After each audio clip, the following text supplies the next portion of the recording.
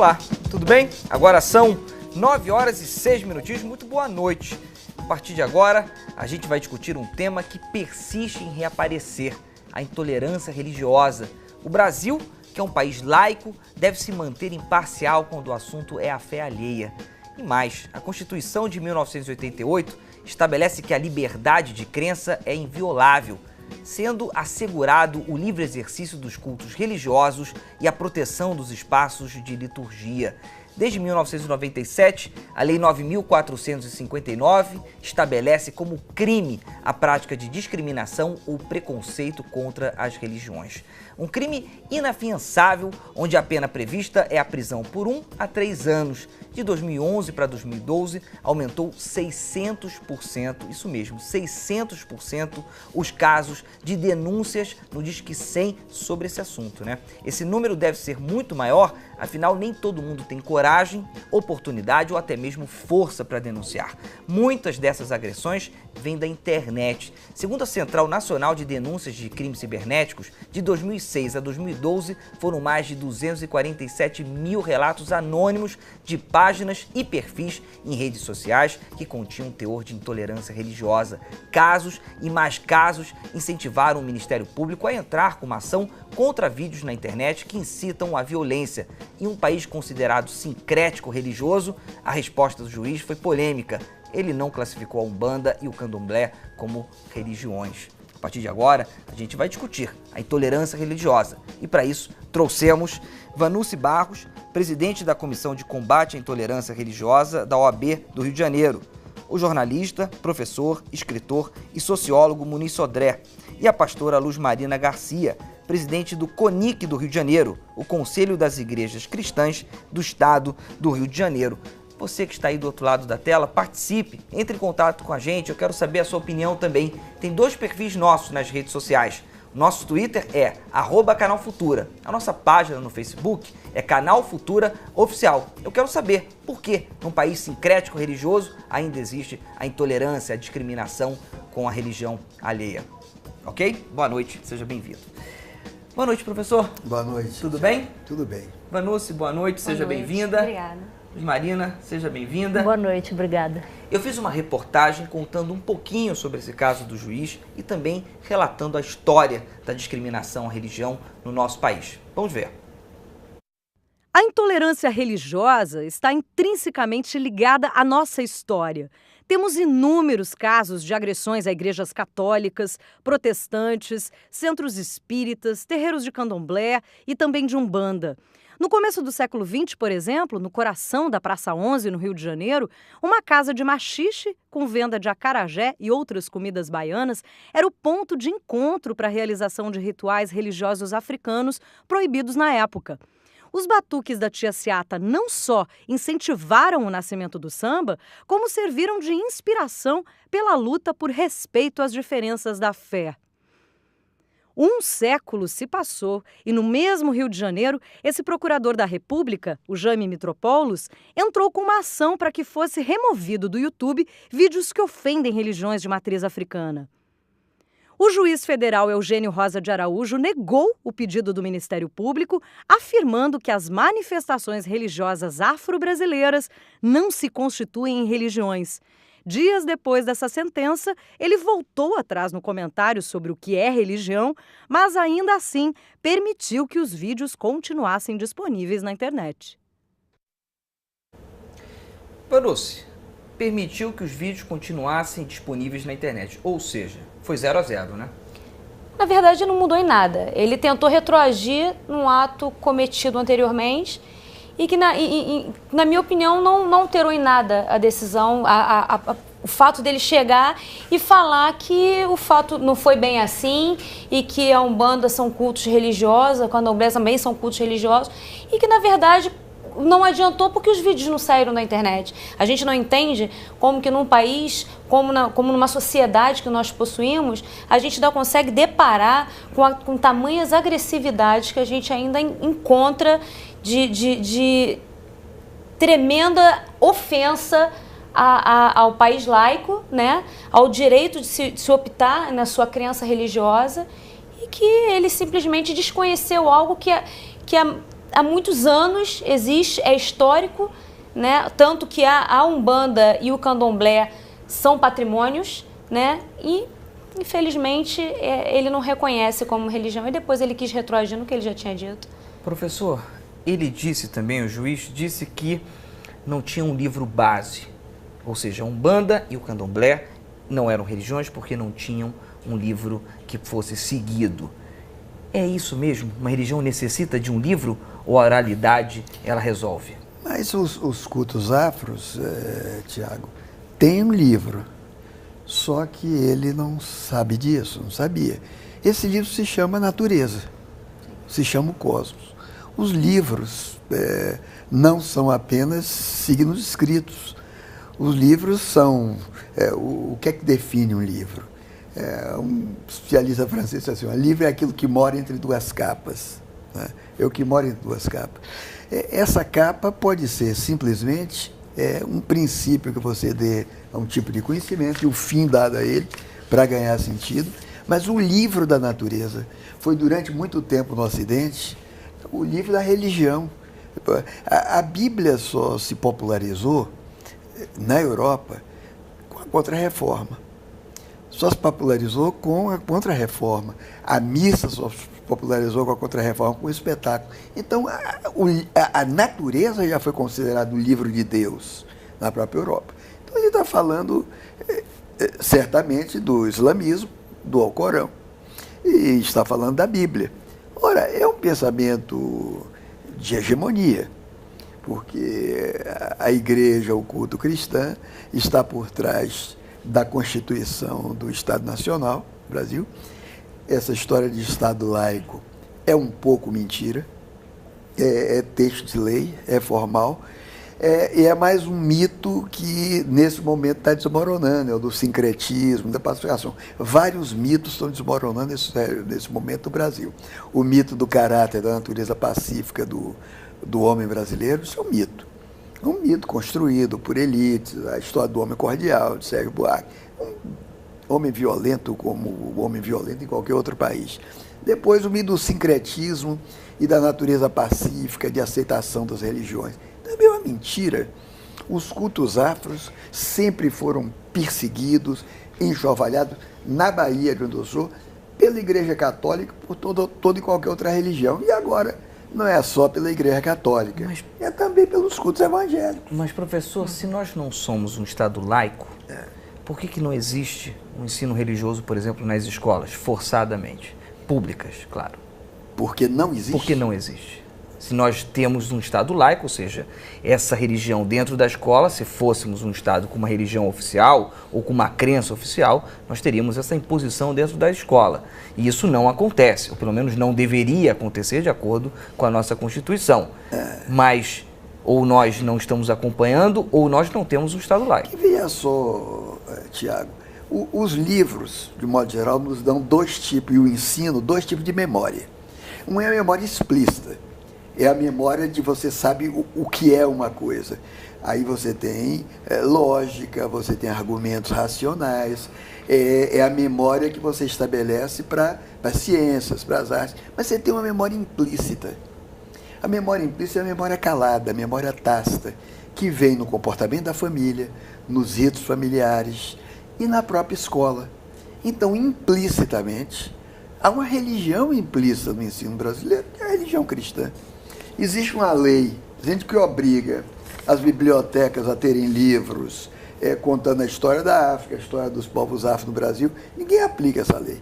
Eu fui presidente da Biblioteca Nacional, sei dessa lei. Essa lei existe. Segundo lugar, há uma lei também que manda, que recomenda o ensino do que são as populações africanas, o que é a história da África, a história dos seus costumes, nas escolas como disciplina. Essa lei não é aplicada. Lei 10.639, que completou 10 anos em 2003. Então, em 2013, perdão. A lei, em geral, é letra morta aqui no Brasil. É letra morta. Então, o que há realmente é uma estrutura social colada ao que chamo de cultura nacional. E cultura nacional é um monopólio oficial de ideias. Nesse monopólio oficial de ideias, é o culto cristão, é a igreja cristã que está por detrás. Só que junto com a imposição da verdade, que a verdade vem do livro, ou viria do livro, está também todo tipo de discriminação do outro, de tortura. Eu não vi ninguém do culto afro, nem ninguém da Umbanda ou do Candomblé apoiar a instalação de uma ditadura aqui no Brasil. Né? Vamos ver quais foram as igrejas que apoiaram, que tipo de culto é que apoiou.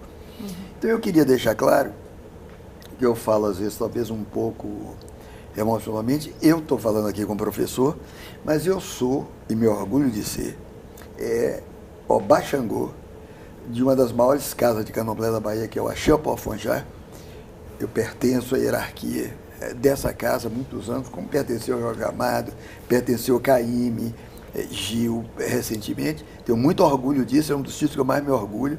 Sou cultor da língua iorubá, sou cultor dos ritos iorubanos. Mas, para mim, esse é um culto moderno, esse é um culto pós-moderno. Por quê? Porque respeita a crença dos outros. Você nunca, em nenhuma história do Candomblé, vai encontrar alguém querendo lhe convencer a entrar para o Candomblé e dizer que o culto do outro é falso. Deixa eu colocar a Luz Marina para dentro desse papo, professor. Então, isso é respeito, se chama respeito. Sabendo, aproveitando essa fala do respeito, quando que a gente sabe que é uma crítica e quando a gente sabe que é um preconceito? E, obviamente, por pano de fundo, a intolerância religiosa. Olha só, nós temos que fazer jus, eu acredito, a parte da religião que tem agido com respeito através dos tempos aí e tem investido na questão do relacionamento interreligioso. Eu estava conversando, não é, lá fora antes e dizendo que o Conselho Mundial de Igrejas, o primeiro documento que o Conselho Mundial de Igrejas escreveu com diretrizes para o diálogo interreligioso, para o relacionamento interreligioso, foi em 1979.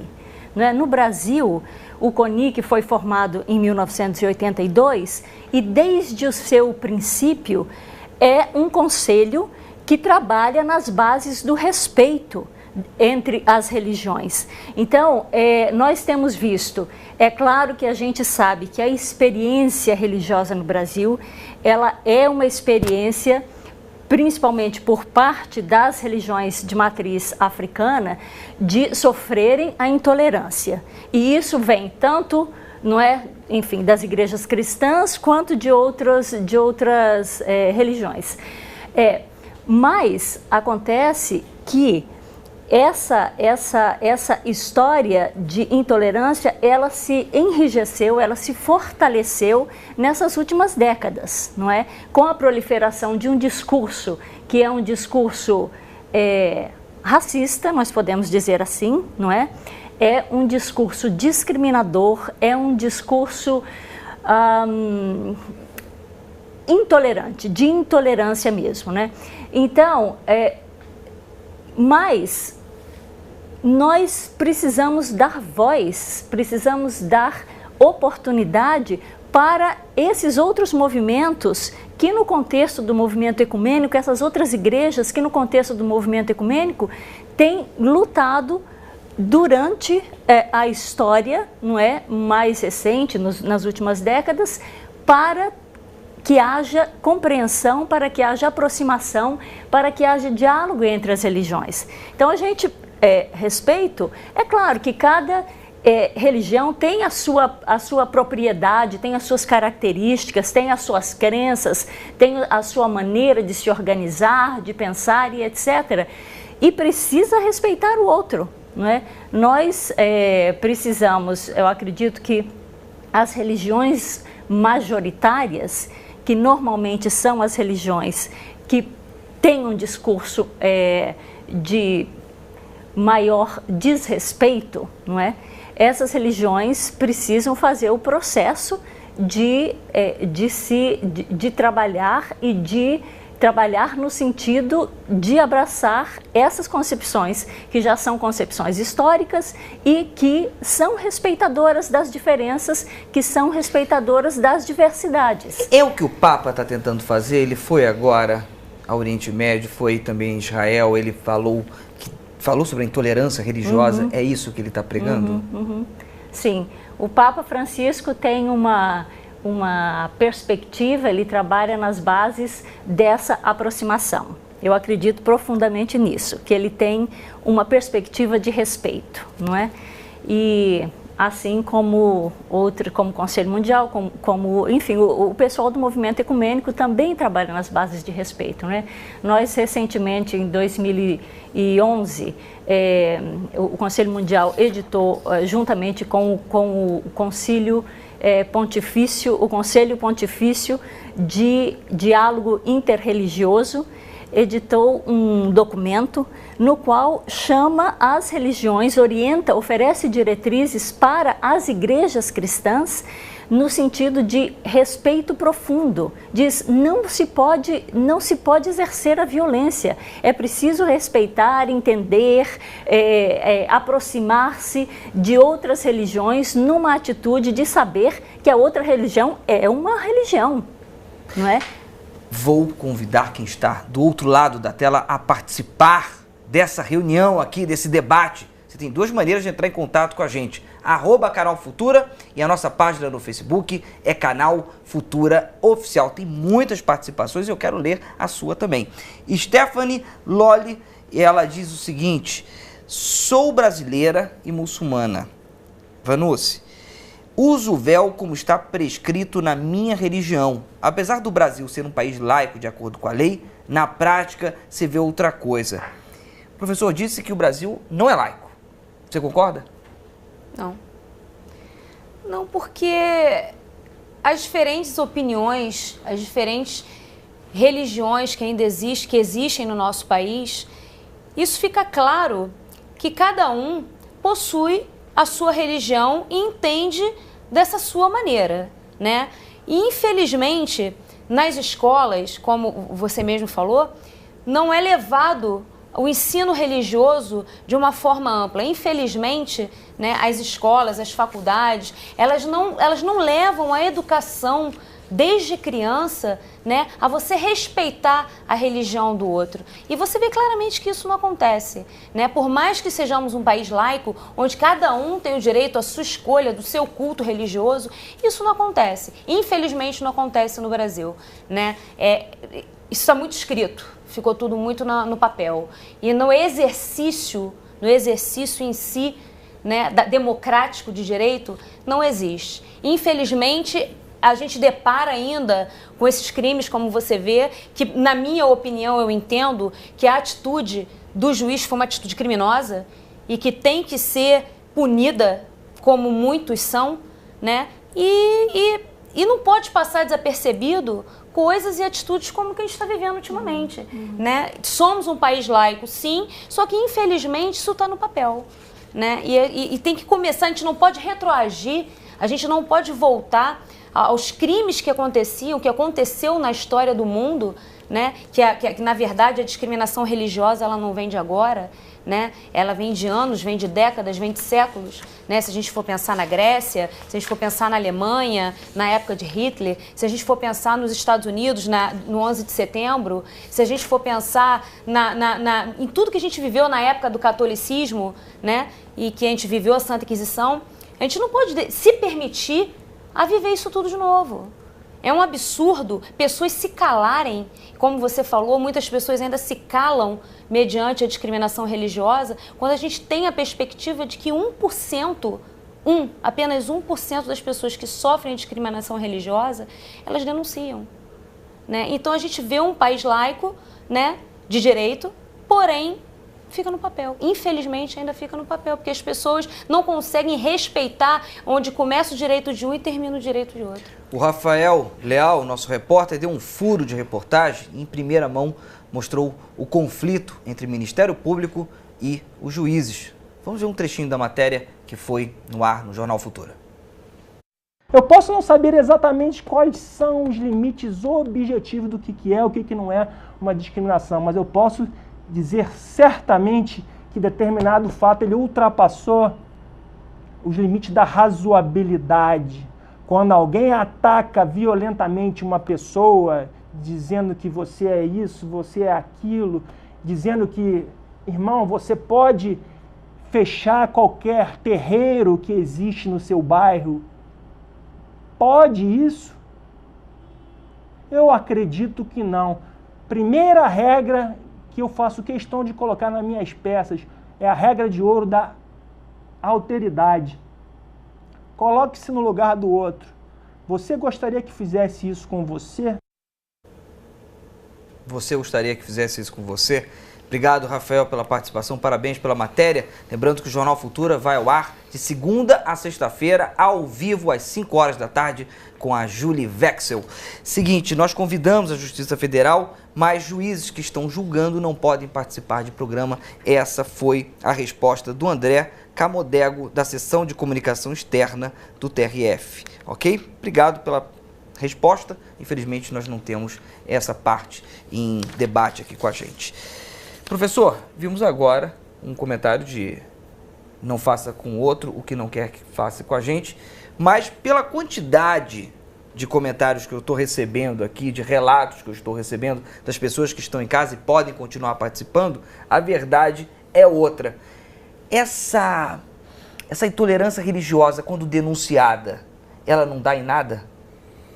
Porque pela quantidade de casos, significa ou que as pessoas estão denunciando e que não estamos avançando, ou que as pessoas não estão denunciando porque definitivamente tem aquele pensamento de que... Eu acho que a possibilidade de denunciar e de que haja alguma coisa é um avanço. A mesma coisa com a Lei Caó.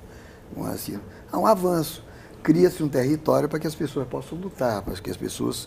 Agora, eu insisto no meu ponto, a distância, a diferença entre o que é real e o virtual.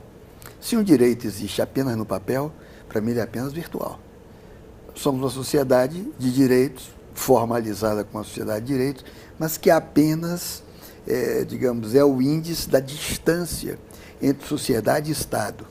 E esse é a tragédia, o drama do Brasil.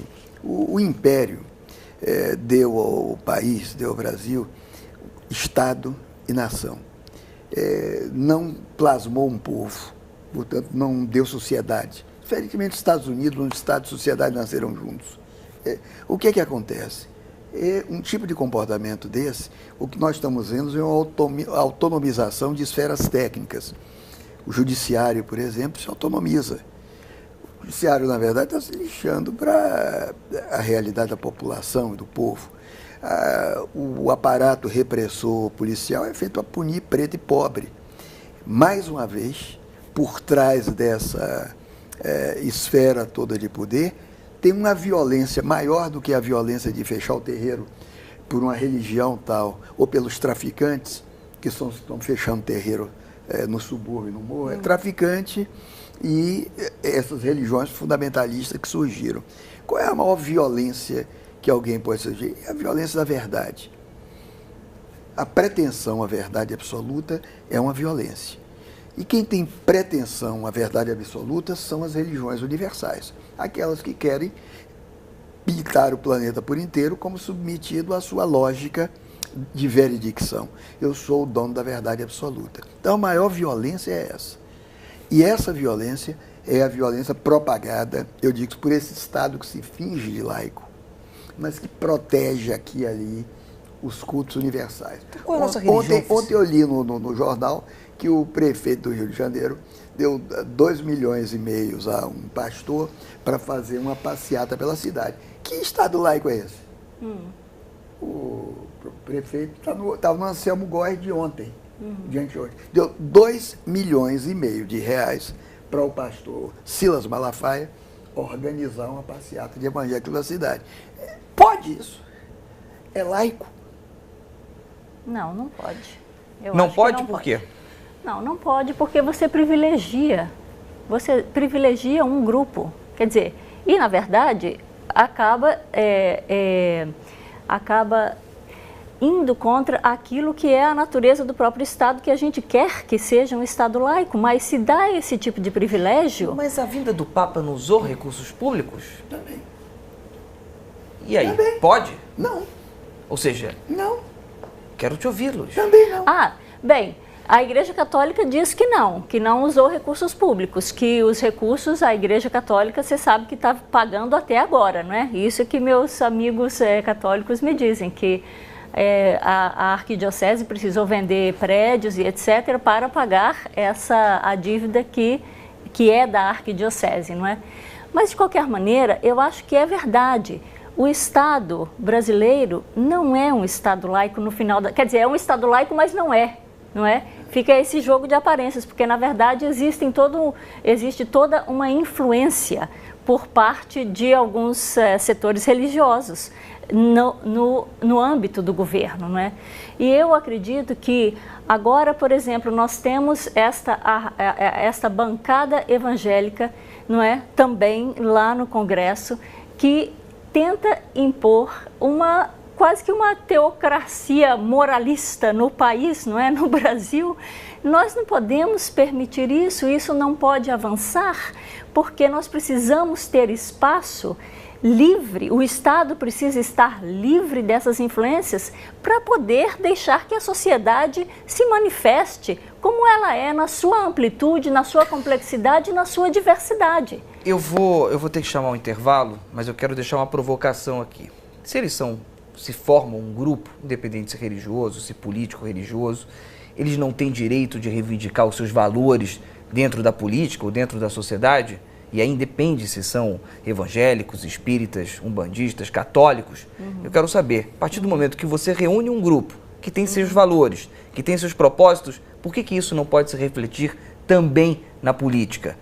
Vou passar essa bola para vocês e depois, no segundo bloco, vocês respondem isso para mim, ok? Você que está em casa, continue a participar. Tem duas maneiras de entrar em contato com a gente. @Canal Futura é o nosso Twitter. Canal Futura Oficial é a nossa página no Facebook. Eu vou por um intervalo rapidinho e esse tema daqui a gente continua no segundo bloco, ok? Até mais.